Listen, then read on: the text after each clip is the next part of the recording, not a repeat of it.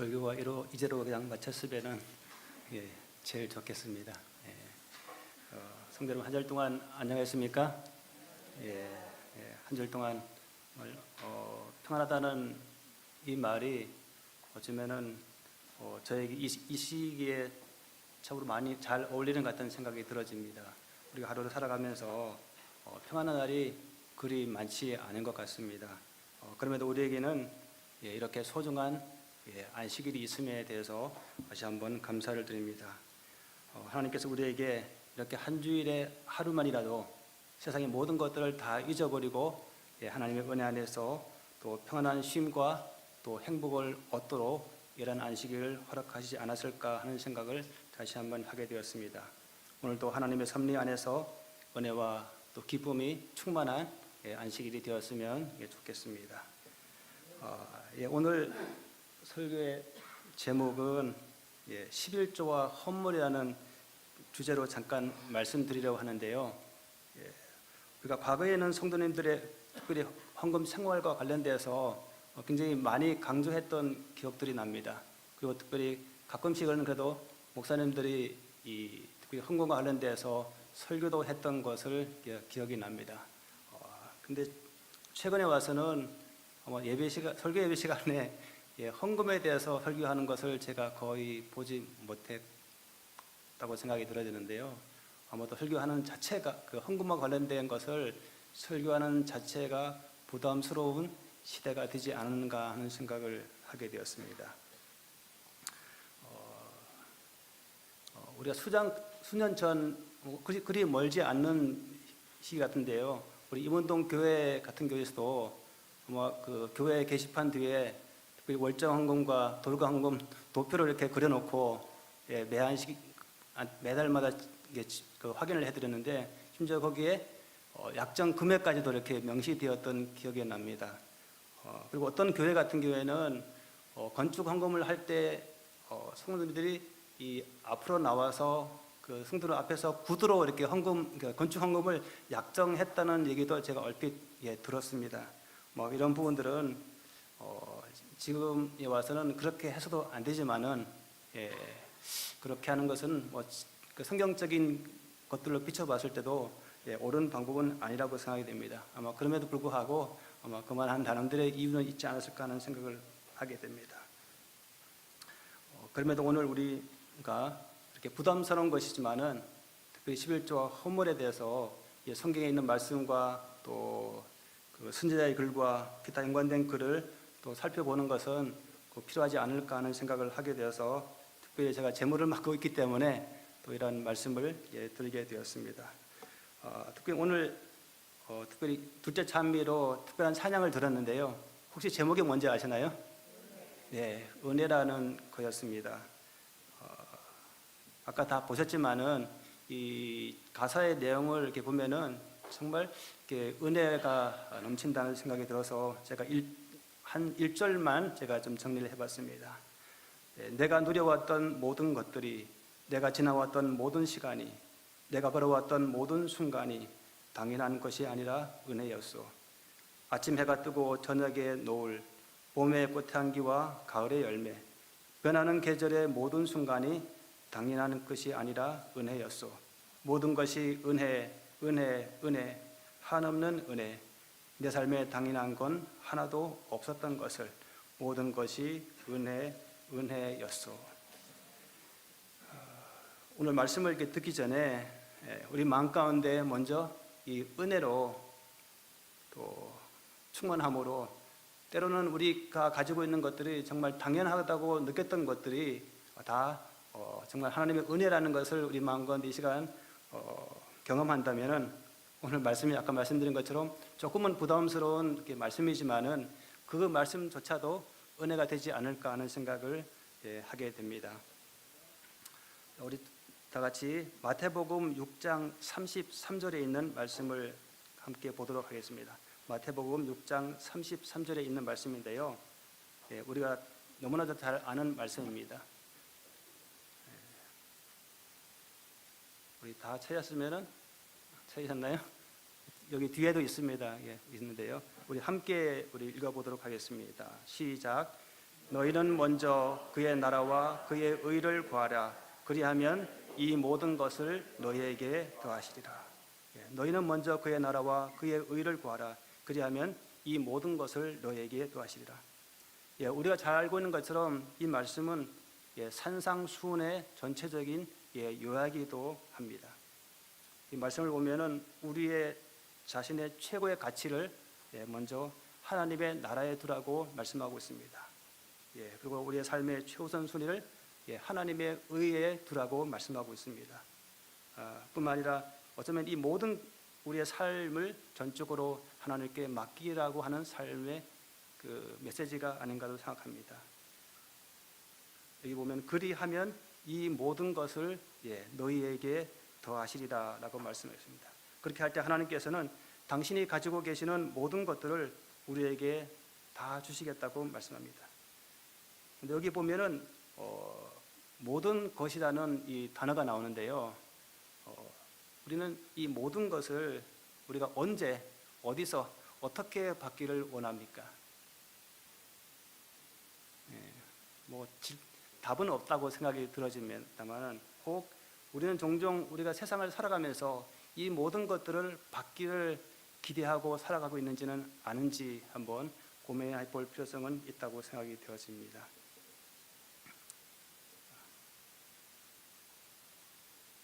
창세기 22장 2절에 있는 말씀인데요. 여기는 정리되어 있는데요. 제가 읽어보도록 하겠습니다. 여호와께서 가라사대 내 아들 내 사랑하는 독자 이삭을 데리고 모리아 땅으로 가서 내가 내게 지시하는 한 산 거기서 그를 번제로 드리라. 창세기 2장 22장 2절의 말씀은 우리가 너무나 잘 아는 말씀이고 또 아브라함과 관련되어 있는 말씀입니다. 하나님께서 아브라함에게 내 사랑하는 독자 이삭을 번제로 드리라고 말씀합니다. 그때 아브라함이 어떤 대답을 했죠? 다 아시는 말씀이죠. 그는 아들을 데리고 모리아 산으로 가서 전적인 하나님께 순종하는 모습을 볼 수가 있습니다.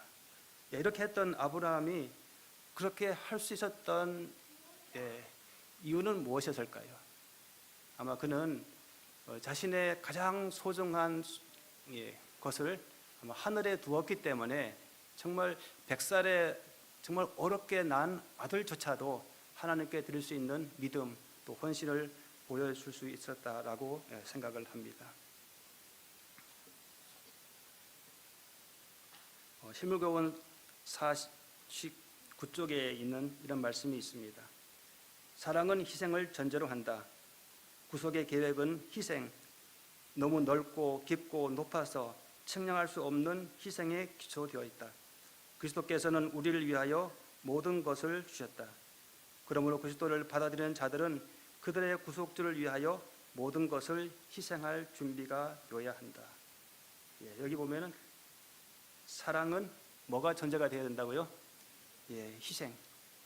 사랑은 자기 것을 포기를 해야 된다고 하는 것입니다.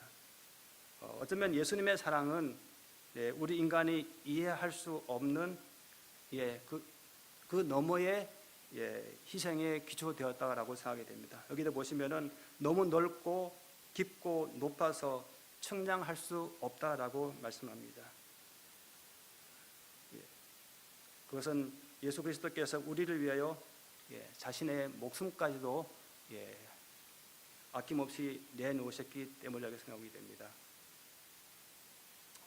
그렇기 때문에 우리는 그리스도를 받아들이는 우리들은 이 구속주를 위해서 우리 또한 모든 것들을 내어놓을 준비가 되어 있어야 한다고 생각합니다. 예수님은 십자가를 통해서 당신이 직접 이러한 희생의 산 모본을 보여주셨기 때문입니다.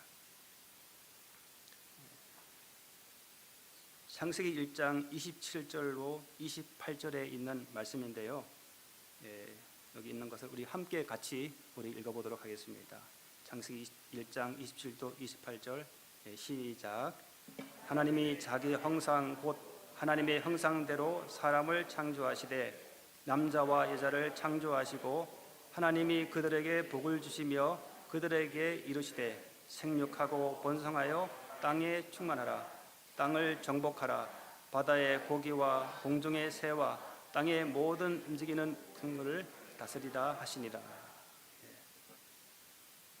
하나님께서 당신의 형상대로 우리를 창조하시고 생육하고 번성하여 땅에 충만하라고 말씀하고 있습니다. 그리고 바다의 고기와 또 공중의 새와 땅에 움직이는 모든 생물들을 다스리라라고 말씀하고 있습니다. 우리가 여기서 그 다스리라는 단어에 주목할 필요성이 있다고 생각이 됩니다.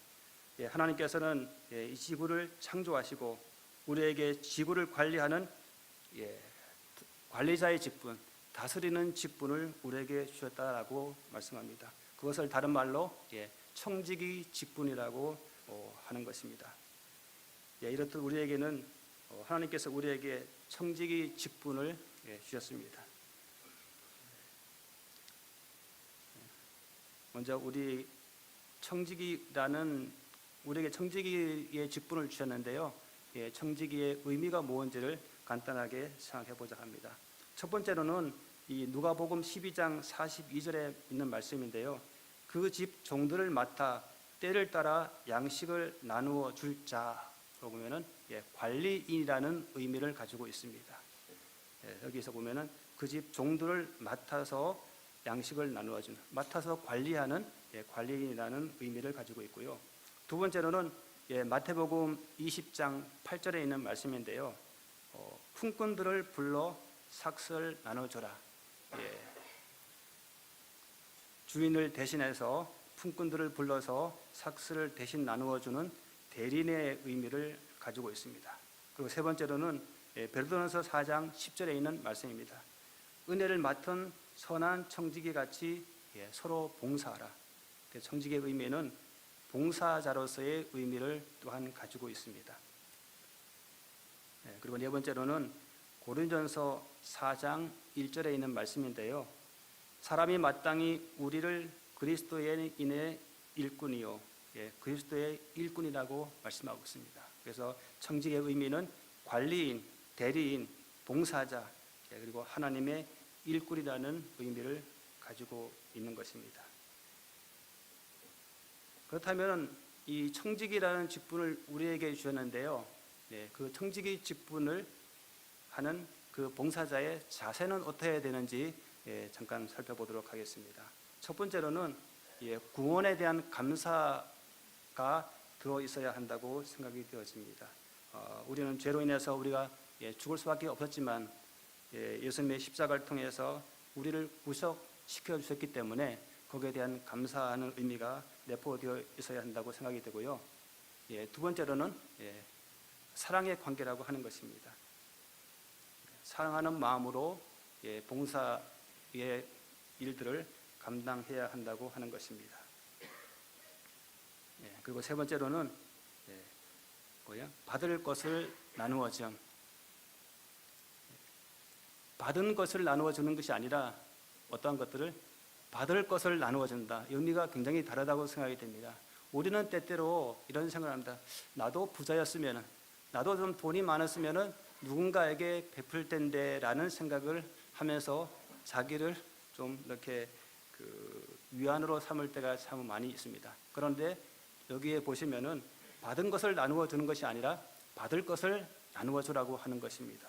물론 받은 것을 이렇게 나누어 주는 것도 정말 청지기로서의 자세이지만은 한 발 더 나가서 하나님께서는 우리에게 받을 것을 그 부분은 그 안에 뭐가 내포되어 있는 것이에요? 자기의 희생이 내포되어 있다라고 생각이 되어집니다. 그리고 네 번째로는 말할 것 없이 하나님의 동력자라는 의미가 있습니다. 종이 아니라 하나님과 그 일들을 함께 나누는 동력자라고 하는 것입니다. 자, 이제 좀 본론으로 들어가서요. 11조 헌물과 관련되어 있는 말씀을 좀 보도록 하겠습니다. 말라기서 3장 7절로 8절에 있는 말씀입니다. 우리 함께 같이 좀 읽어볼까요? 시작. 만군의 여호와가 이르노라. 너희 열조의 날로부터 너희가 나의 규례를 떠나 지키지 아니하였도다. 그런즉 내게로 돌아오라. 그리하면 나도 너희에게로 돌아가리라 하였더니 너희가 이르기를 우리가 어떻게 하여야 돌아가리까 하도다. 사람이 어찌 하나님의 것을 도적질하겠느냐. 그러나 너희는 나의 것을 도적질하고도 말하기를 우리가 어떻게 주의 것을 도적질하였나이까 하도다. 이는 곧 11조와 헌물이다. 일반적으로 우리가 보면은 11조와 헌물을 이렇게 대해서 언급할 때 늘 단골 메뉴로 등장하는 성경절이라고 생각이 되어지는데요. 에덴 동산에서 하나님께서 아담과 하와에게 이렇게 말씀합니다.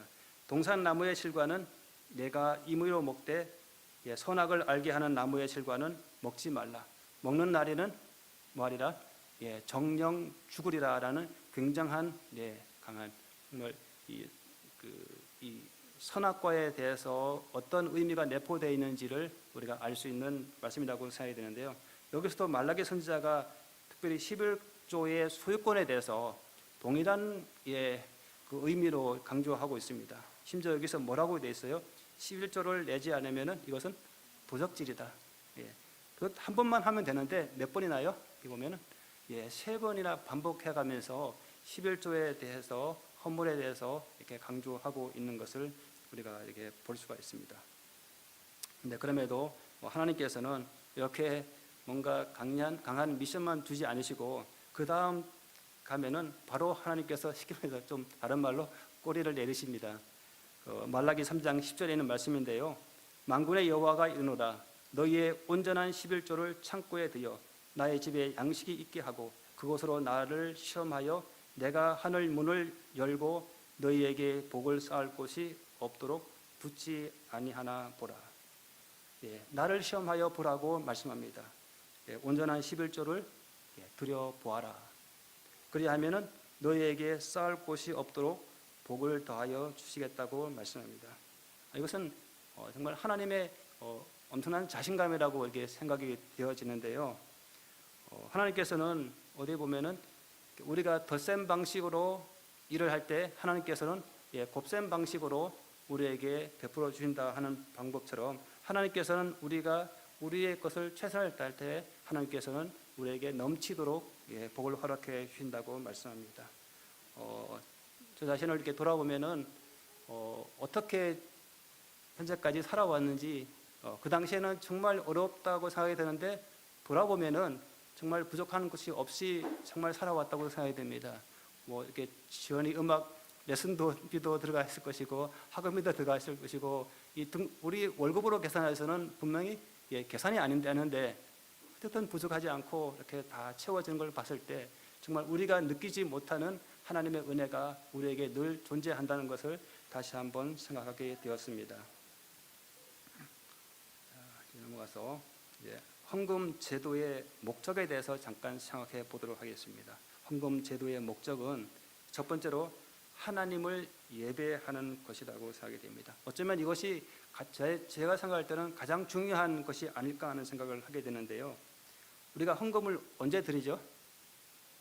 예배할 때 드립니다. 예배 중에 우리는 헌금을 드리는데요. 우리가 예배할 가운데 11조와 헌금을 드리게 되죠. 특별히 코로나 때문에 교회를 못 나오면서 온라인 헌금으로 좀 바뀌면서 예배 시간과 조금 차이는 있지만은 또 어떤 분들을 보면은 안식일날 예배 시간에 제 카톡이 옵니다. 아마 그런 분들은 이러한 의미를 조금은 이해하면서 또 보내지 않았을까 하는 생각도 하게 됩니다.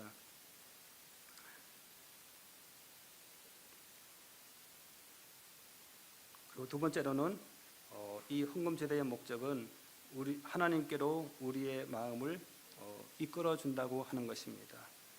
내 보물이 있는 곳에 내 마음도 있다라고 마태복음 6장 21절에 말씀한 것처럼 우리는 늘 뭔가 내가 정말 소중하게 가지고 생각하고 있는 것이 어디에 있는지에 따라서 우리 마음은 늘 거기에 가 있는 것을 볼 수가 있습니다. 우리가 우리의 보물을 세상에 두는 것이 아니라 하나님께 돌릴 때 우리의 마음도 하나님께로 향할 것이라고 생각이 되었습니다. 그리고 세 번째로는 이기심과 탐심을 제거하는 역할을 합니다. 우리 마음에는 늘 존재하는 이기심과 탐심이 존재하게 되는데요. 그러한 것들을 제거하는 역할을 한다고 생각이 되어집니다. 최근에 연합회 청지부에서 번역된 책인데요. 아름다운 그리스도인이라는 책이 있는데 거기에 보면은 이 이기심과 탐심에 대해서 이렇게 기록하고 있습니다. 하나님과 동행하는 사람에게 11조는 내 옛 죄된 본성과 나를 둘러싼 세상의 영향 가운데서 이기심과 싸우도록 하나님께서 고안하신 제도의 일부이다. 이기심과 싸우도록 하나님께서 고안하신 제도의 일부이다라고 이렇게 말씀하고 있습니다. 그리고 세 번째로는 당연히 복음 사업의 재정적인 지원이 될 것입니다. 이것은 이 헌금을 드리는 것은 내가 드리는 것이 아니고 내 것을 드리는 것이 아니라 하나님 것을 드리면은 하나님께서 이 복음 사업을 위해서 재정적으로 사용되어진다는 것을 의미하는 것입니다. 그리고 다섯 번째로는 청지기 충성의 시금석이 된다고 하는 것입니다. 이 시금석이라는 것은 뭐예요? 판단 기준, 옳고 그름을 판단하는 기준을 삼는 것이 시금석이라고 하는 것입니다. 그래서 이 청지기 충성을 판단하는 기준이 된다라고 말씀하는 것입니다. 그러면 또 넘어가서요. 우리가 헌금을 드려야 되는데요. 어떤 마음으로, 어떤 자세로 하나님께 헌금을 드려야 할까요? 첫 번째로는 능력과 축복에 따라서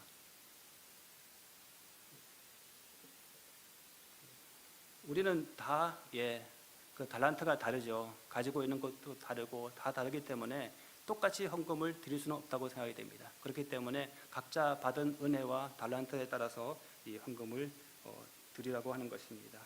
그리고 두 번째로는 헌금을 드릴 때 반드시 조직적으로 드리라. 그것은 계획적으로 미리 준비하고 계획하여서 드리라고 하는 것입니다. 청지기에 보내는 권면 82쪽에 보면은 그분은 규칙적이고 조직적으로 바치기를 원하신다라고 말씀합니다. 그 세 번째로는 여기 보시는 대로 희생적으로 또 헌금을 드리라고 하는 것입니다. 11조에 대한 것은 하나님 것을 당연히 하나님께 드리는 거지만은 그 외에 기타 헌금에 대해서는 정말 이렇게 마음에서 우러나는 마음으로 하나님께 드려야 되기 때문에 그 안에는 반드시 뭐가 들어갑니까? 희생이 포함된다고 하는 것입니다. 그리고 네 번째로는 사랑이 동기가 되어야 한다고 생각이 됩니다. 우리가 사랑한 사람에게 뭔가를 주는 것은 절대 아깝지가 않잖아요. 그렇기 때문에 우리가 하나님께 헌금을 드리는 것도 그러한 마음으로 드리라고 하는 것입니다. 어쩌면 이 헌금을 드릴 때 그 동기가 불선하다고 생각이 되면은 비록 헌금이 아무리 크고 많다 할지라도 그것은 하나님께 드려지는 헌금이 될 수가 없을 것입니다. 그리고 네 번째로는 즐거운 마음으로, 기쁜 마음으로 하나님께 헌금을 드리라고 하는 것입니다. 자, 이제 11조와 관련되는 우리 예언에서 있는 말씀들을 조금 찾아보도록 하겠습니다. 화의주석 8권에 있는 말씀인데요. 하나님께서는 온 세계와 거기에 있는 모든 만물에 대한 하나님 자신의 소유권의 증거로서 이 한 나무의 사용은 그에게 보류하셨다. 아담은 이 나무의 열매를 먹지 말라는 말로써 하나님의 소유권을 인정하였다. 11조의 원칙은 우리가 많이 들어봤을 텐데요. 원칙은 아담 시대까지 올라간다고 하는 것입니다. 그리고 11조는 인간의 충성을 시험하는 역할을 한다고 하는 것입니다. 다시 말해서 11조는 선악과를 대신하는 것이지요. 하나님께서는 우리 시조를 에덴 동산에 살게 하셨을 때 그들의 행복에 필요한 모든 것들을 그들 주위에 두시고 이 단 한 가지 선악과만은 하나님을 만물의 소유주로 인정하라고 하시면서 구별해 두셨습니다.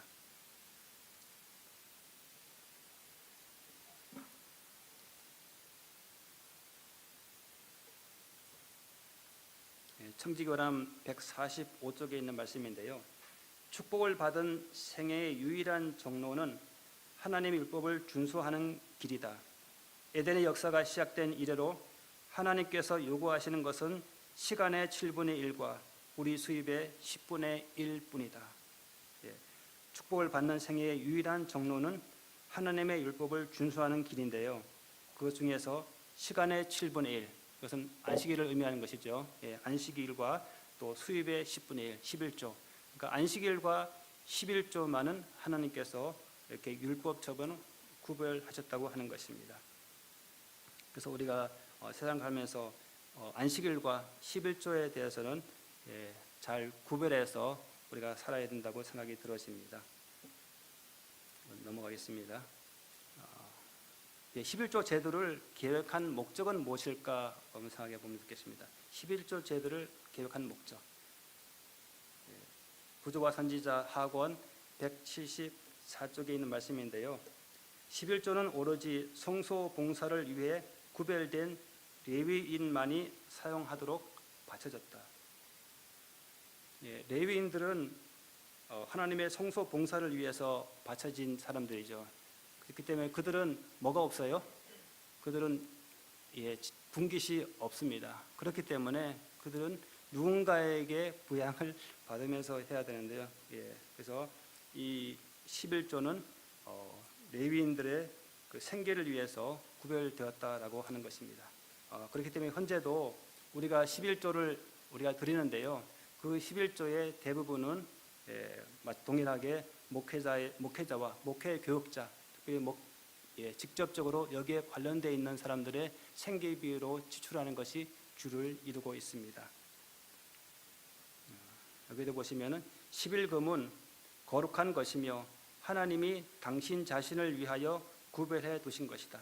이 11금은 하나님의 보고에 가져와서 복음 사업에 종사하는 교육자들의 생활을 유지하는 데 사용되어져야 한다. 그렇기 때문에 11조는 교회에 우리가 들어지는 헌금은 교회에는 10원도 사용하지 않습니다. 모두 다 화폐로 송금되어지고 여기에 맞도록 사용되어지는 것입니다.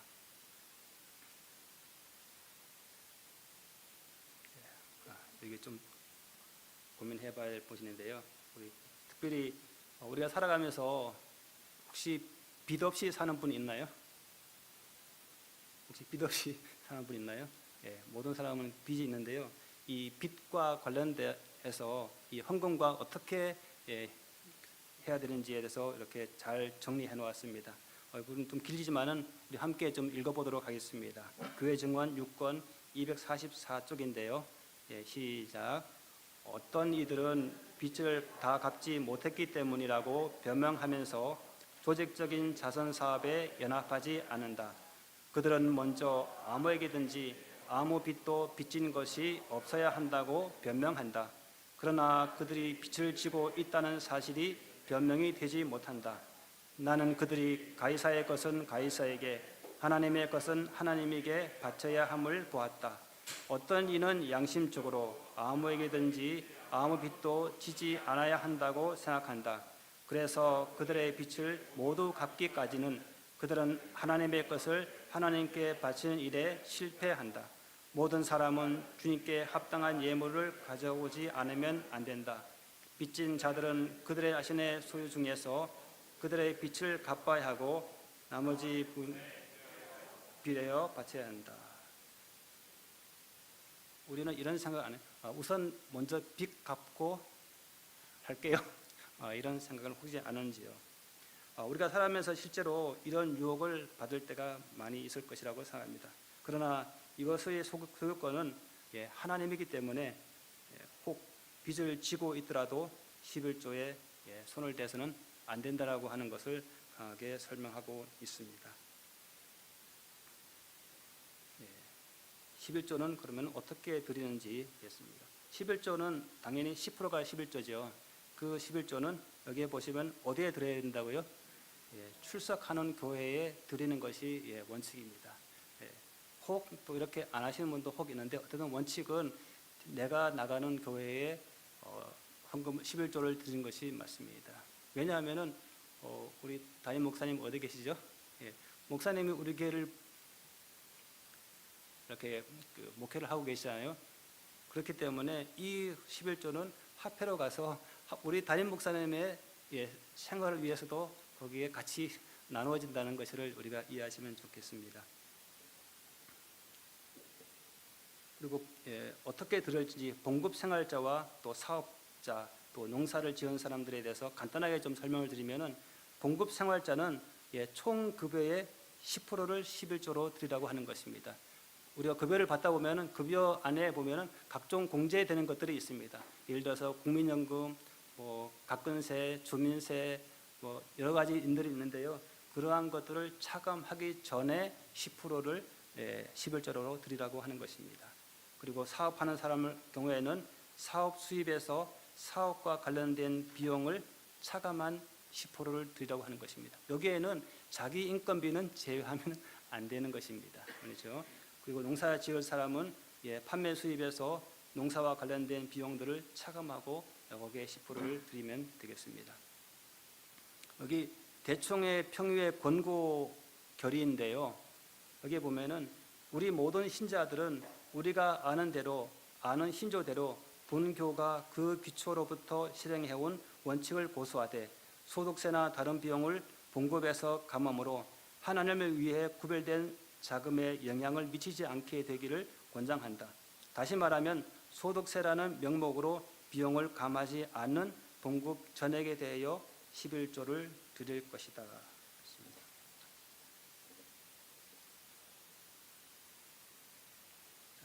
질문 같지 않은 질문을 좀 드려보도록 하겠습니다. 혹시 봉투에 90만 원이 들어있는 봉투와 100만 원이 들어있는 봉투가 있는데요. 그 봉투를 우리 보고 선택하라 그러면은 뭘 선택하겠습니까? 질문 같지 않은 질문입니다. 당연히 100만 원이 들어있는 봉투를 선택하겠죠. 아마도 지금은 그 유치원생들도 아마 당연히 100만 원짜리를 선택할 것이라고 생각이 되어집니다. 그런데 여기 총직의의람 145쪽에는 그 의미가 그런 의미인지는 모르지만은 여기에는 이렇게 기록하고 있습니다. 하나님의 은총이 따르는 10분의 9는 하나님의 은총이 결여된 10분의 10보다 훨씬 더 큰 효과가 있다. 하나님의 은총이 따르는 10분의 9와 하나님의 은총이 결여된 10분의 10보다 훨씬 더 효과가 있다. 하나님께서는 우리의 생각과는 맞지 않게 90만 원이 100만 원보다 더 효과가 있다라고 말씀합니다. 어떻게 할 때요? 하나님의 축복이 우리와 함께 할 때. 자, 이제 지금까지는 11조와 관련돼서 우리가 좀 살펴봤는데요. 이제는 11조 외에 다른 헌금에 대해서 시간이 많이 가는데 간단하게 살펴보도록 하겠습니다. 여기 청지기에 보면 80쪽에는 그분은 11조와 헌금을 드리는 것을 우리의 의무로 정해 놓으셨다. 그리고 그분은 우리가 규칙적으로 조직적으로 바치길 원하신다. 11금을 따로 떼어놓은 후에 하나님께서는 내게 복을 주시는 대로 예물과 헌물을 배분하라. 11조는 당연히 10%를 드리는데 그 외의 것은 여기에 뭐라고 되어 있어요? 하나님께서 내게 복을 주시는 대로 예물과 헌물을 배분하라. 좀 막연한 느낌이 들어집니다. 도대체 얼마를 내란 말이야 하는 생각이 들어집니다. 근데 여기에 보시면은 좀 더 구체적으로 설명하고 있는데요. 부조와 선지자 및 다른 역사 자료들이 언급하기로는 보통 이스라엘 사람들은 자기 수입의 25%에서 33%를 정기적으로 하나님께 되돌려 드렸다. 오늘날 우리가 말하는 11조로 구체적으로 명명된 10분의 1은 레위인들이 자신을 부양하는 데 사용되었다. 또 다른 10분의 1과 그 이상은 처음 익은 열매 헌물, 흔들어 드리는 헌물, 그리고 모든 다른 종류의 헌물의 형태로 가져왔다. 여기에 보시면은 또 다른 10분의 1과 그 이상이라는 단어가 나오는데요. 이것이 11조 외의 헌금을 의미를 합니다. 여기 보면은 또 다른 10분의 1, 그러니까 11조를 드리고 또 다른 11조와 동일한 금액을 구별하라고 하는 것입니다. 최소한. 그리고 그 이상에 대해서는 아까 말씀드린 대로 그 은혜에 따라서 복에 따라서 드리면 된다고 생각이 되는데요.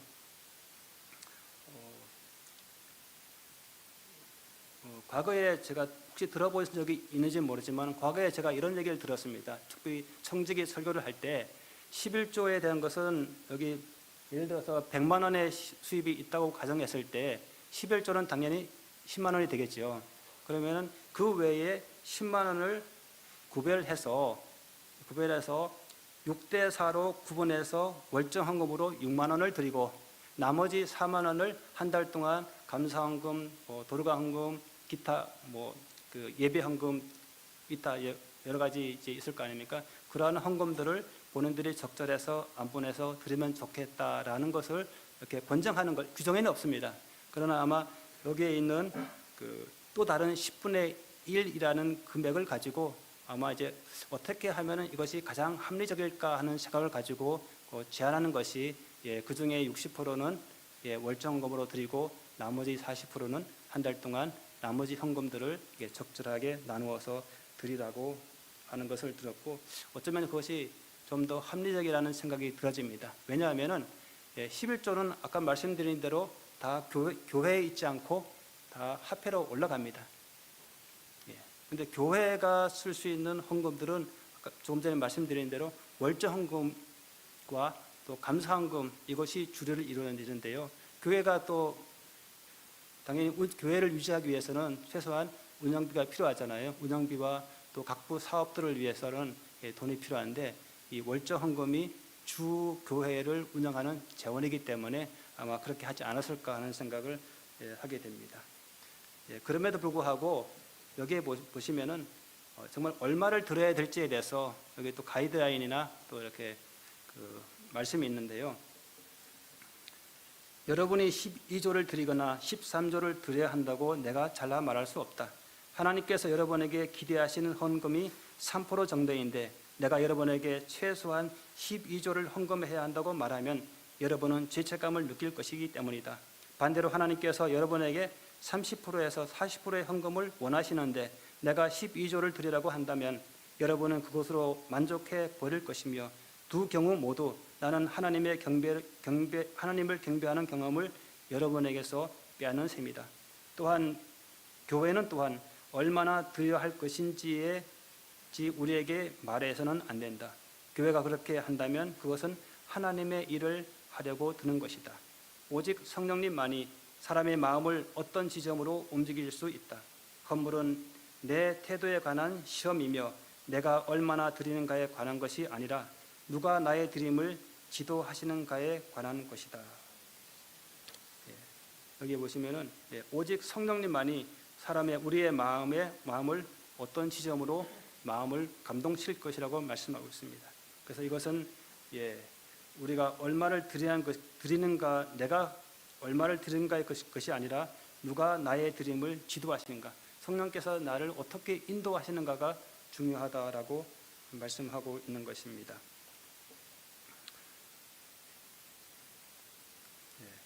이러한 성령님의 말씀에 우리가 늘 세미한 그 음성을 기울이면서 우리가 늘 헌물에 대해서 이렇게 깊이 생각함으로 인해서 하나님께서 기뻐 받으시는 헌금이 되었으면 좋겠다고 생각이 됩니다. 우리 마지막 마무리 하면서요, 우리가 드려지는 헌금들이 어떻게 이렇게 분배되는지를 간단하게 설명을 좀 드리도록 하겠습니다. 왼쪽에 보시면은 우리 교단의 조직도입니다. 대총회로부터 지회, 연합회, 합회, 교회 이런 단위로 구성이 되어 있습니다. 그리고 여기에 보시면은 11조는 제일 많이 사용하는 데가 합회가 71%, 나머지는 연합회와 지회와 대총회가 각각 적절하게 안분이 되어지는데요. 왜냐하면은 모든 목회자들은 합회에 소속되어 있기 때문에 그렇습니다. 그리고 우리가 드리는 우리 설교 예배 때 드리는 예배 헌금과 또 생일 헌금, 투자 헌금은 여기 있는 대로 교회가 그 중에서 55%를 사용하고 나머지는 여기 레벨별로 이렇게 안분하도록 되어 있습니다. 그리고 중요한 것은 맨 오른쪽에 아까 전에 말씀드린 것처럼 월정 헌금과 돌가 헌금, 감사 헌금 이런 것들은 100% 교회에서 교회의 운영을 위해서 사용되도록 되어 있는 것을 우리가 알 수가 있습니다. 참고하시면 좋겠다고 생각이 되고요. 마무리하면서 하나님께서는 이렇게 말씀합니다. 사람이 덧셈 방식으로 일할 때 하나님께서는 그를 위해 곱셈 방식으로 일하실 것이다. 비록 우리가 덧셈 방식으로 일하지만 하나님께서는 우리를 위해서 곱셈 방식, 우리가 덧셈과 곱셈의 결과가 어떤지는 우리가 잘 알 것이라고 생각이 되어집니다. 그리고 아까 이런 말씀인데요, 말라기서 3장 10절에 있는 말씀입니다. 만군의 여호와가 일어나라, 너희의 온전한 11조를 창고에 두어 나의 집에 양식이 있게 하고 그것으로 나를 시험하여 내가 하늘 문을 열고 너희에게 복을 쌓을 곳이 없도록 붙지 아니하나 보라. 우리가 온전한 11조를 또 하나님께 드림으로 하나님의 복을 충만히 받는 우리 모두가 되었으면 좋겠습니다. 마지막으로 제물로서 좀 이렇게 안내사항을 좀 말씀드리도록 하겠습니다. 우리 헌금 드림과 관련돼 가지고 말씀을 드리는데요. 우리가 헌금을 드릴 때 예를 들어 11조를 드리는 때 봉투에다가 드리잖아요. 많은 분들은 11조를 예를 들어서 10만 원을 드린다 그러면은 11조 봉투에 10만 원을 기록해서 내시는 분이 있고 어떤 분들은 기록하지 않고 10만 원만 넣어서 드리는 분이 있습니다. 근데 반드시 여기다 기록을 해주시면 좋겠습니다. 왜냐? 드리는 분도 세다 보면은 착오가 생길 수도 있고, 그리고 계산하다가도 약간 착오가 생길 수 있기 때문에 들어있는 헌금과 금액이 맞으면은 저희께 정확하게 되는데 혹 이런 부분들이 나는 분명히 예를 들어서 5만 원을 냈는데 왜 5만 원에 기록되어 있지? 이런 분들도 있고 어떤 분들은 글쎄요 착각인지는 모르지만은 빈 봉투를 내는 분도 있어요. 그러면은 내가 금액을 적어 놓으면은 전화를 드려서 금액은 얼마를 적어 놨는데 금액이 돈이 없습니다라고 전화를 할 텐데 그러면은 이것을 어떻게 이해해야 될지를 모를 때가 이런 부분들은 사람이기 때문에 착각을 할 때가 있고 또 금액도 나는 100만 원을 드렸는데 세다가 99만 원을 넣을 수도 있고 또 101만 원을 넣을 수도 있고 금액이 차고 있기 때문에 반드시 기록을 해주시면 제일 좋겠다고 생각이 들어집니다. 특별히 온라인 헌금들을 이렇게 들어주시는데 드리고 카톡으로 내역들을 잘 보내주셔서 다시 한번 감사를 드립니다. 말씀은 이렇게 마치고요. 이제 기도회를 진행하도록 하겠습니다. 말씀은 조금 부담스럽지만은 그냥 은혜로 받아주시면 좋겠습니다. 감사합니다.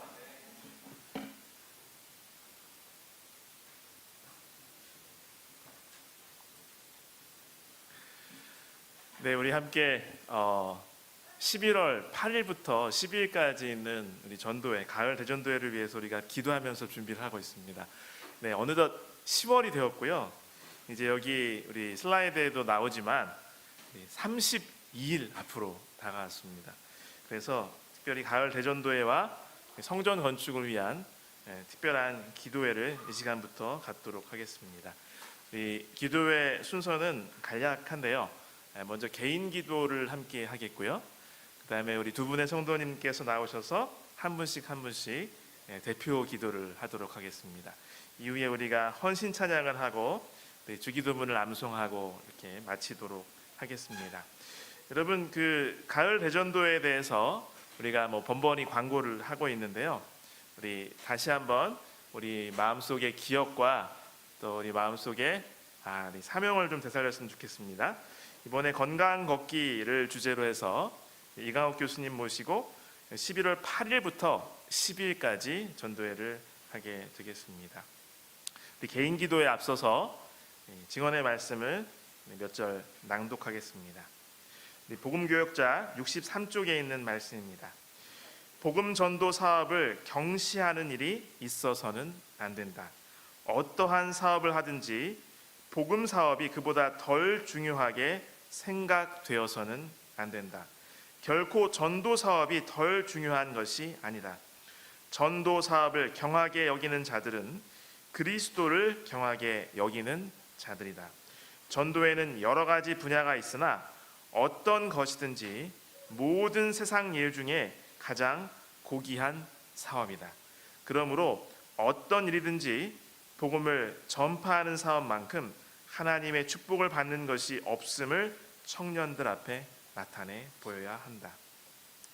교회 증언 6권 297쪽에 있는 말씀입니다. 지금은 바로 우리가 회개해야 할 때이다. 하나님의 모든 백성들은 선한 일을 하는데 관심을 두어야 한다. 그들은 마음과 심령을 합하여 그들의 동료 인간들을 구원하고 교화시키는데 열렬히 노력해야 한다. 그들은 그분의 일터에서 일할 준비가 되기 위하여 그리스도께서 마련하신 혼인 예복을 입어야 한다. 그들은 하나님의 은혜를 헛되이 받지 말아야 한다. 겸손하고 헌신한 경건으로 그들의 온전한 봉사와 모든 능력을 하나님께 바침으로 좌우 사방에서 일해야 한다. 복음전도 98쪽에 있는 말씀입니다. 우리는 일꾼들로서 다 함께 주님의 능력을 간구하자. 우리 자신의 힘만 가지고는 아무 일도 할 수 없다. 그러나 그리스도를 통하여 모든 일을 할 수 있다. 하나님께서는 우리가 서로 도움이 되고 축복이 되며 주님 안에서 그리고 주님의 능력으로 강하게 되도록 작정하셨다. 하나님께서는 살아계시며 또한 통치하고 계신다. 그러므로 그분께서는 우리에게 필요한 모든 도움을 주실 것이다. 내 은혜가 내게 족하다고 하신 주님의 복스러운 허락에서 언제나 힘과 용기를 얻을 수 있는 것이 우리의 특권이다. 무엇보다 우리가 진실된 마음으로 이번 이 말씀의 잔치 우리의 이웃들을 주님 앞으로 초청하기 위한 귀한 성회에 하나님의 성령의 능력이 함께 하시도록 계속해서 끊임없이 기도하게 되시기를 호소드립니다. 이제 개인 기도를 하겠는데요. 음악이 연주될 것입니다. 우리 화면에 보시는 바와 같이 세 가지 제목을 가지고 개인적으로 기도해 주시길 부탁드립니다. 우리 11월 8일부터 10일까지 있는 가을 대전도회를 위해서 기도해 주시고요. 이것을 위해서 우리 주변의 소중한 분들을 함께 초청하기 위한 일들을 많이 하고 있습니다. 이미 아시다시피 10월 1일 지난 안식일부터 시작되었습니다. 한 달 동안 진행되는 목표 달성 걷기 행사에 내 주변에 있는 많은 이웃들이 참여하도록 기도해 주시면 좋겠습니다. 그리고 두 번의 우리 이웃 초청, 손님 초청 안식일 특별한 주말붕의 건강 세미나가 있죠. 21일과 22일 그리고 그 다음 주 28일과 29일에 우리 귀한 강사님을 모시고 건강 세미나를 하게 됩니다. 이때에도 많은 이웃을 초청하고 그분들이 참여할 수 있도록 함께 기도해 주시겠습니다. 음악이 마칠 때까지 개인적으로 기도하시겠습니다.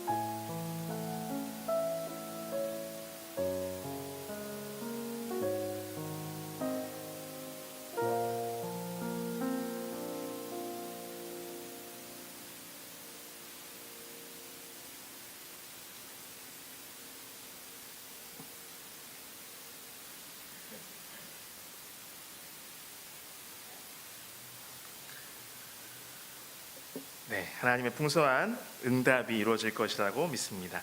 증언보감 3권에 있는 말씀을 읽어드리겠습니다.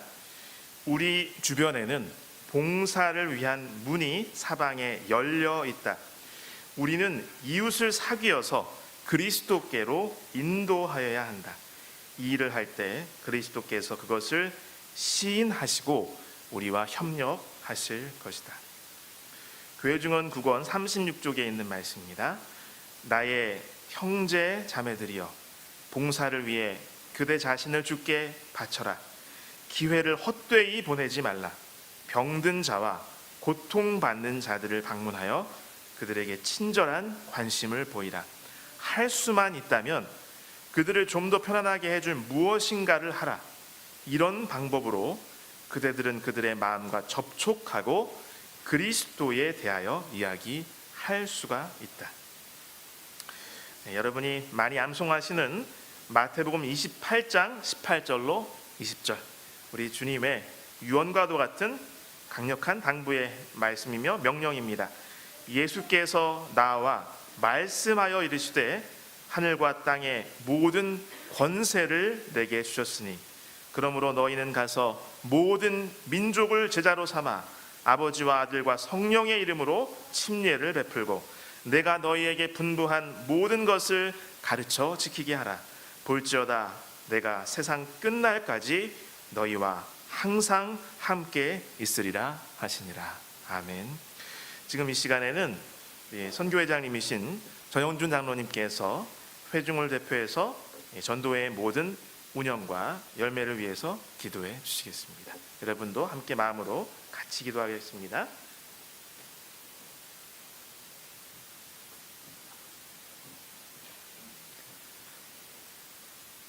하늘에 계신 아버지 하나님, 저희가 누려왔던 모든 것이 하나님의 은혜였음으로 인해 참으로 감사합니다. 이런 은혜 가운데 여러 사람들이 동참할 수 있도록 이 전도회를 개최할 수 있는 은혜를 또 베풀어 주셨사오니 감사합니다. 주님, 저희가 할 수 있는 일들은 한계가 있음을 알고 인정합니다. 성령께서 함께 하심으로 저희의 한 모든 일들 가운데 주관자가 되어주시고 또 힘을 더하여 주시옵소서. 이 전도회를 위해서 하나님께서 예비하신 영혼들이 또 있으실 것입니다. 저희가 영적인 눈으로 그들을 찾게 하시고 그들을 초청할 때에 지혜를 주셔서 성령이 인도하는 말씀과 언어로 그들을 초청하게 하여 주시고 하나님의 영이 그들의 마음에 함께 하심으로 사람이 할 수 없는, 하나님만이 할 수 있는 마음의 변화가 있게 하여 주시옵소서. 그래서 그들이 하나님을 찾게 하시고 저희가 또 열심을 내어서 하나님께서 준비하신 그 영혼들이 하나님을 발견할 수 있는 매개체가 될 수 있도록 도와주시옵소서. 주님, 이 전도회를 통해서 저희 교인 모두가, 성도 모두가 열심을 내는 계기가 될 수 있도록 도와주시옵소서. 또 그를 위해서 여러 가지 행사들을 준비했습니다. 그 행사마다 함께하여 주시고 특별히 이강옥 강사위에 함께 하셔서 말씀을 준비할 때 성령께서 함께하여 주시고 참으로 그 말씀으로 회개가 일어날 수 있도록 도와주시옵소서. 또 행사들을 준비하는 강사들이 있습니다. 그들의 헌신을 칭찬하여 주시고 또 준비할 때에 참으로 유익한 시간이 되어서 많은 이로 하여금 하나님과 연결될 수 있는 계기가 될 수 있도록 도와주시옵소서. 그리고 걷기 대회에 참여하는 우리 성도들이 안전하게 또 즐겁게 이 행사들을 마칠 수 있도록 도와주시옵소서. 모든 일정 가운데 성령께서 함께해 주시고 또 도와주시옵소서. 그래서 이 아름다운 가을에 이 전도회로 인해서 하나님께서 오직 영광 받으시고 또 저희의 모든 마음과 눈이 하나님께 향할 수 있는 계기가 될 수 있도록 인도하여 주시기를 예수님의 이름으로 기도합니다. 아멘.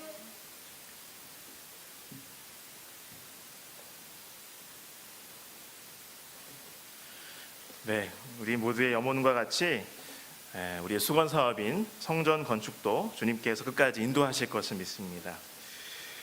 이 학개서에 있는 말씀을 몇 개 낭독하겠습니다. 학개서 1장 8절에 있는 말씀입니다. 너희는 산에 올라가서 나무를 가져다가 성전을 건축하라. 그리하면 내가 그것으로 말미암아 기뻐하고 또 영광을 얻으리라. 여호와가 말하였느니라. 학개서 2장 6절로 9절에 있는 말씀입니다. 만군의 여호와가 이같이 말하노라. 조금 있으면 내가 하늘과 땅과 바다와 육지를 진동시킬 것이요 또한 모든 나라를 진동시킬 것이며 모든 나라의 보배가 이르리니 내가 이 성전에 영광이 충만하게 하리라. 만군의 여호와의 말이니라. 은도 내 것이요 금도 내 것이니라. 만군의 여호와의 말이니라. 이 성전의 나중 영광이 이전 영광보다 크리라.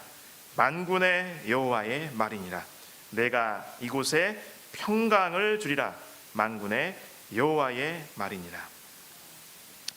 부조와 선지자 437쪽에 있는 인용문을 소개해 드리겠습니다. 이스라엘의 전능하신 하나님은 우리의 하나님이시다. 우리는 하나님을 신뢰하여야 하며 우리가 당신의 요구를 순종하면 하나님께서는 옛날 당신의 백성에게 행하신 바와 같은 현저한 방법으로 우리를 위하여 일하실 것이다. 의무의 길을 따르고자 애쓰는 자들에게는 때때로 의심과 불신이 엄습해 올 것이다.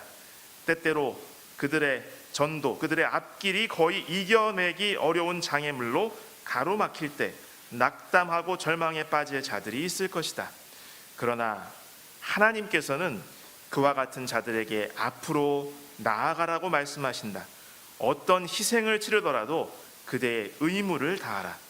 그대의 영혼을 공포에 몰아넣는 엄청나게 무서워 보이는 고난들이 겸손히 하나님을 신뢰하면서 순종의 길을 따라 앞으로 나아갈 때에는 사라질 것이다. 아멘. 이제는 우리 성도들을 대표해서 우리 최호성 장로님께서 나오셔서 성전 건축을 위해서 기도하시겠습니다. 여러분들도 함께 마음으로 기도해 주시기를 부탁드립니다.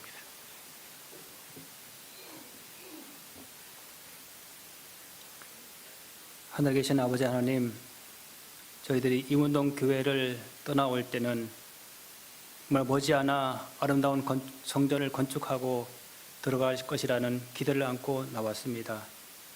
그러나 여러 가지 원치 않은 이유로 인해서 여전히 교회는 건축되지 못하고 어려운 가운데 있습니다. 특별히 코로나로 인해서 건축비가 많이 상승되었고 또 건축도 많이 지연되고 있습니다. 아버지 하나님, 또 이로 인하여서 우리가 조합과 추가로 협상을 진행하고 있습니다. 특별히 교회의 건축비 증액과 또 추가 또 위주비를 저희들이 요청하였습니다. 아버지 하나님, 조합의 결정자들에게 하나님 함께하여 주셔서 그들이 이 교회의 사정과 형편과 또 필요성들을 또 깊이 깨닫게 하셔서 우리의 또 필요한 것들이 꼭 이루어질 수 있도록 하나님 도와주시옵소서. 특별히 조합도 또 여러 가지 어려움에 있는 것을 압니다. 그들에게도 하나님 함께 하셔서 이문동 교회뿐만 아니라 조합도 정말로 속히 이 지역에 또 아름다운 건물들을 잘 지어짐으로 그들에게도 또 기쁨이 되고 또 행복이 될 수 있도록 도와주시옵소서. 그리하여 저희들뿐만 아니라 저희들 추가로 보상받는 보상금을 통해서 우리가 교회를 지을 때에 때로는 건축비가 상승함으로 인해서 어려움 당하지 않고 이 교회를 계획한 대로 잘 지어질 수 있도록 재정 위에도 하나님 복을 허락하여 주시옵소서. 이제 건축 설계가 거의 마무리 단계에 진행되고 있습니다. 특별히 건축사에게도 하나님 함께해 주셔서 정말 임원동 교회를 정말로 아름답게 또 잘 지을 수 있도록 아름다운 설계를 잘 완성해 줄 수 있도록 설계사에게도 하나님 함께하여 주시옵소서. 이제 앞으로 여러 가지 참으로 진행할 여러 가지 단계들이 있습니다.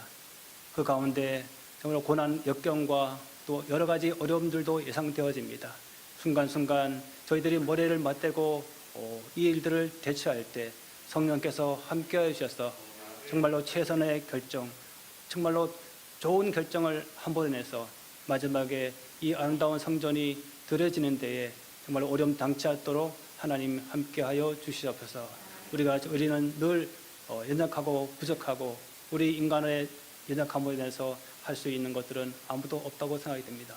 성령께서 함께해 주셔서 이 일들이 온전히 이루어질 수 있도록 순간순간 함께하여 주시옵기를 예수님 이름으로 간절히 기도합니다.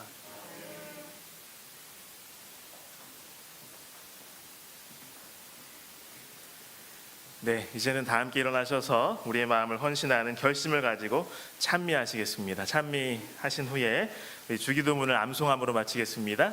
우리 주기도문 암송하실 때에는 여러분은 익숙한 성경 번역판으로 암송하셔도 괜찮습니다. 화면에는 개정개혁판으로 보여드리겠습니다.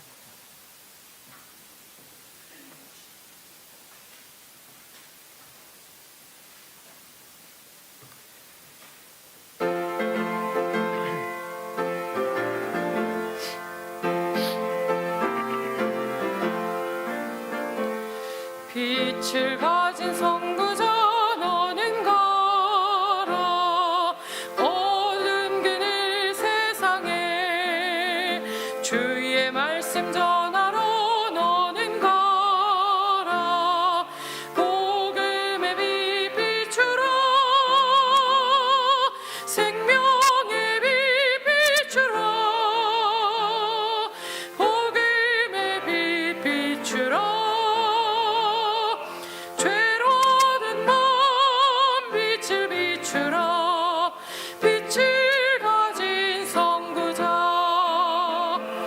주님 함께 하시니 너는 가라 주님의 일 행하라 주의 자비 전하러 너는 가라 복음의 빛 비추라 생명의 빛 비추라 복음의 빛 비추라 죄로든 맘 빛을 비추라 빛을 가진 선구자 산을 넘고 물 건너 너는 가라 주 명령을 따라서 주의 복음 전하러 너는 가라 복음의 빛 비추라 생명의 빛 비추라 복음의 빛 비추라 죄로든 맘 빛을 비추라 빛을 가진 선구자 동서남북 어디나 너는 가라 그 말씀을 전하라 마음이 얻은 자에게 너는 가라 복음의 빛 비추라 생명의 빛 비추라 복음의 빛 비추라 죄로든 맘 빛을 비추라 가진 선구자 하늘에 계신 우리 아버지여 이름이 거룩히 여김을 받으시오며 나라가 임하시오며 뜻이 하늘에서 이루어진 것 같이 땅에서도 이루어지이다. 오늘 우리에게 일용할 양식을 주시옵고 우리가 우리에게 죄 지은 자를 사하여 준 것 같이 우리 죄를 사하여 주시옵고 우리를 시험에 들게 하지 마시옵고 다만 악에서 구하시옵소서. 나라와 권세와 영광이 아버지께 영원히 있사옵나이다. 아멘.